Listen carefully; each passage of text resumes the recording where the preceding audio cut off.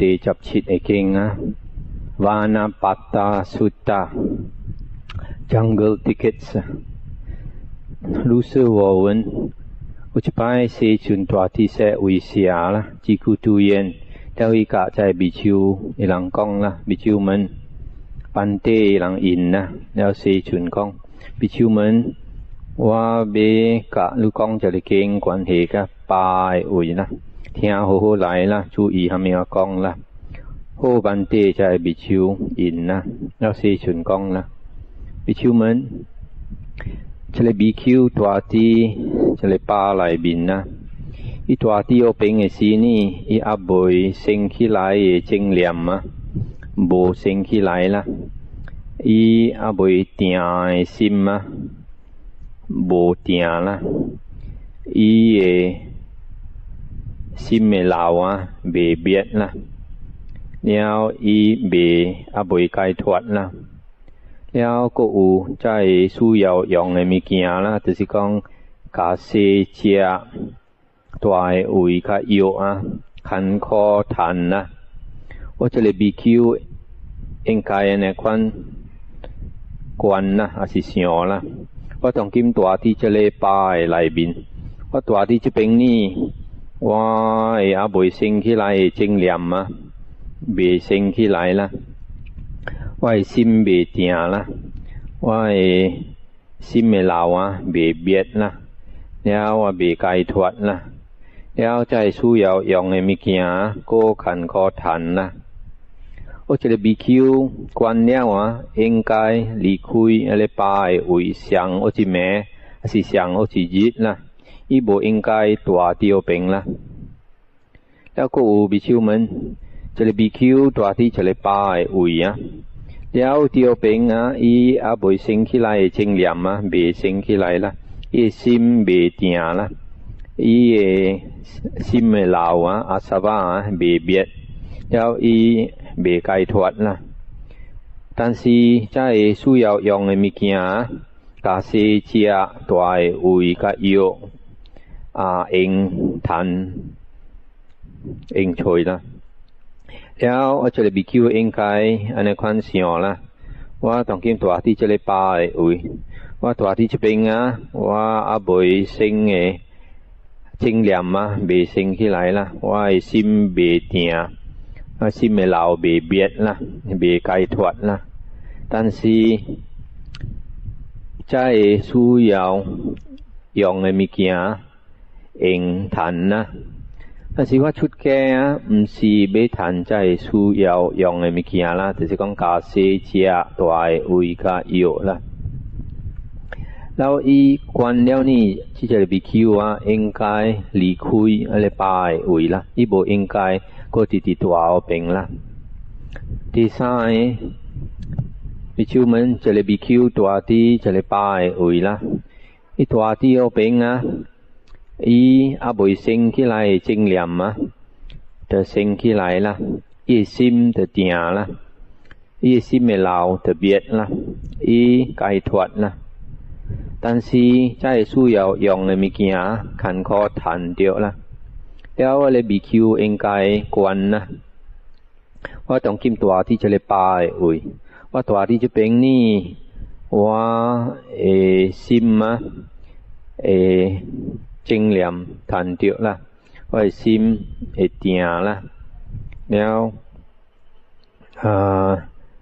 จะเลยว่าไก่ทอดติงๆละแล้วจะเลยสู้ยาวยองในมีเกียขันคอทันนะ但是ว่าชุดแก่อ่ะ是เบทันกาเซเจียตัวอุยกะโยละแล้วกวนแล้วนี่ที่จะเลยบีคิวเองกายก็ติดตัวเดียวเป็นละอีโบเองกายหลีคุยละเตสีนี่บีคิวมันจะเลยบีคิวตัวที่จะเลยปายอุยละอีตัวที่จะโอเป็นอีอาบอยเซ็งขี้ไหลเจิงเหลี่ยมมาเซ็งขี้ไหลละอีซิมเตเตียละอีซิมเมลาวเตเบียดนะแล้วอีไก่ทวดนะแล้วใจสู้ยาวยองในมิเกียก็เองทันนะที่จะเลยบีคิวเองไกกวนนะ ว่าตัวต้องกิมตัวที่จะเป็นจะเลยปายอุยว่าตัวที่จะเป็นว่าอาบุยเซ็งขี้ไรจริงเหลี่ยมจะเซ็งขี้ไรว่าซิมตะเตียว่าซิมไม่เหล่าตะเบียดเนี่ยว่าไก่ถวดนะแล้วใจสู้ยาวยองในมิเกียก็เองทันนะก็จะเลยบิคิวเองไก่ควันเนี่ยว่าเองไก่ก็ตีตัวที่จะเลยปายอุยละเก่าไก่ซีละอีโบเองไก่หลีคุยละว่าถึงจะไรไก่ศึกนะโซจะเป็นที่จะเลยบิคิวตัวที่ปายอุยป้ายอุยอีสูพุ่นสีจริงเงอุยละเตรียมเงอุยละเสขับอีสิวเหงไงละอินเมหุดนะอีกอเลอีต่อเตียคิดตัวที่จริงเงอุยหลีคุยหลังเงอุยไหลสิวเหงละแล้วอุจเลซีจริงเหงละเท่าจะเลที่จะเลบีคิวตัวที่จะเป็นอีเดจินปอละอีซิมเตียอีไก่ถวดนะมินะแล้วช่วยเจนใจสู้ยาวยองในมีกี่ขันข้อทันเดียวอีปุ่นsorry อีเท่าจะเลสิอีจะเลอีตัวที่จะเป็นอีเบจินปอละเบจินปออีจะเลซิมเบเตียติงละแล้วสู้ยาวยองในมีกี่ก็ขันข้อทันนะแล้วหุดก้องอีเองไกหลีคุยเสียงอจิจิสิเสียงอจิแม่ละเทจีเจงเหงอีตัวที่จะเลปายอุยสิวเหงแล้วอีบุญเบจินปอละ但是จะเลสู้ยาวยองในมีกี่จิญาเจละจิญาเองทันนะสุยเจนในควันหุดก้องจะเลบีคิวบุญเองไกหลีคุยละโบเองไกตัวเอาเป็นละที่ซ้ายเจงเหงจะเลยบีคิวตัวที่จะเลยป้ายอุยสิวเหงอีแต่จินปอละไอซิมแต่เตียลไหลละ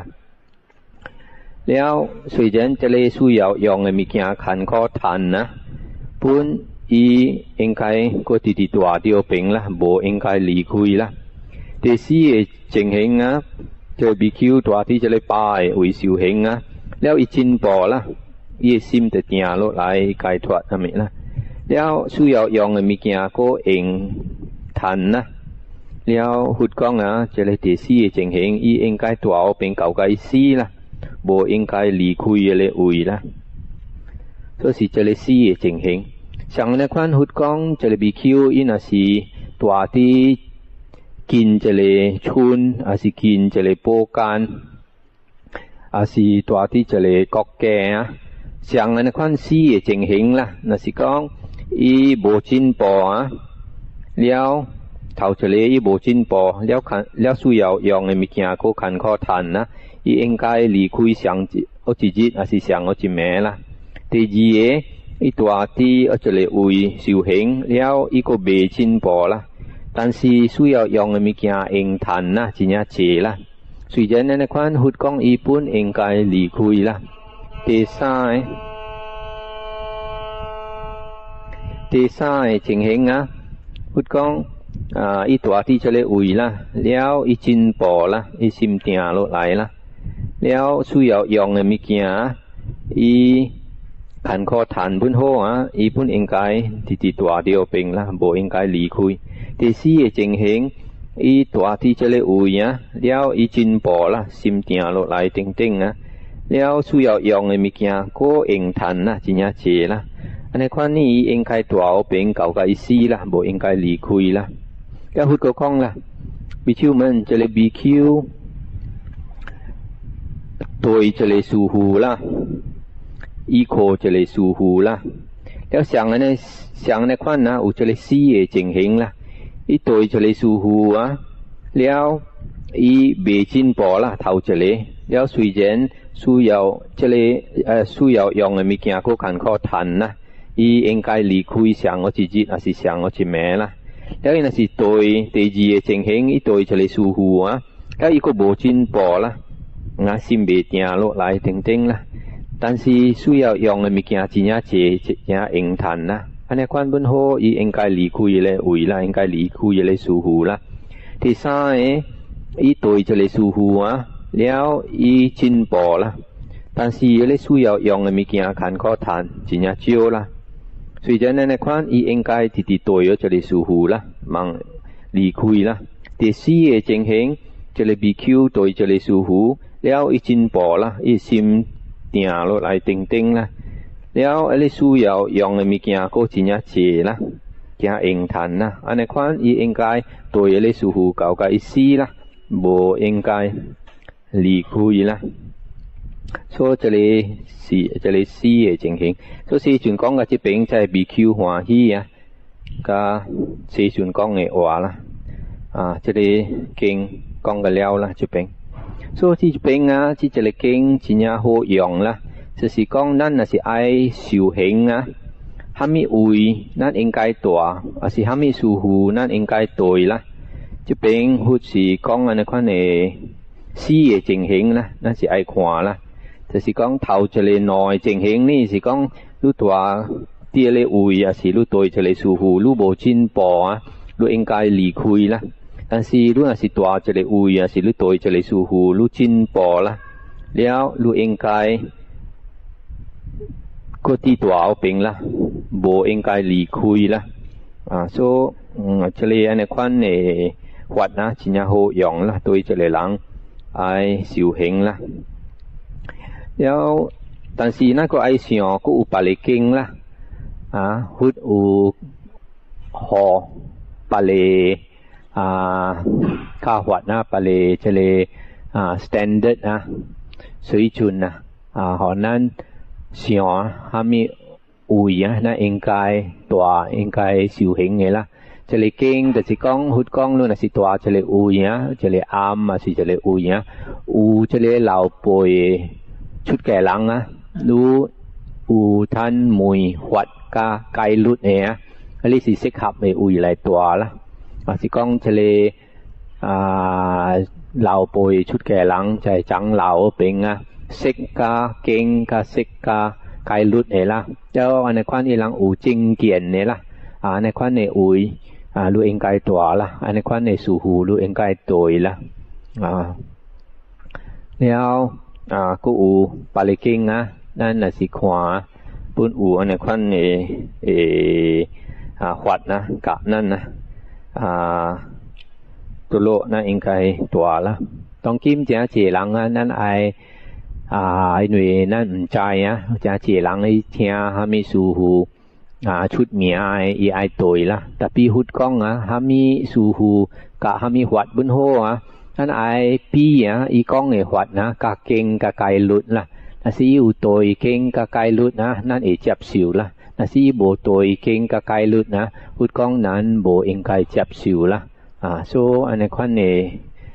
種種安尼款嘅經會教咱蝦米位咱應該大修行啦，蝦米位咱無應該大修行啦。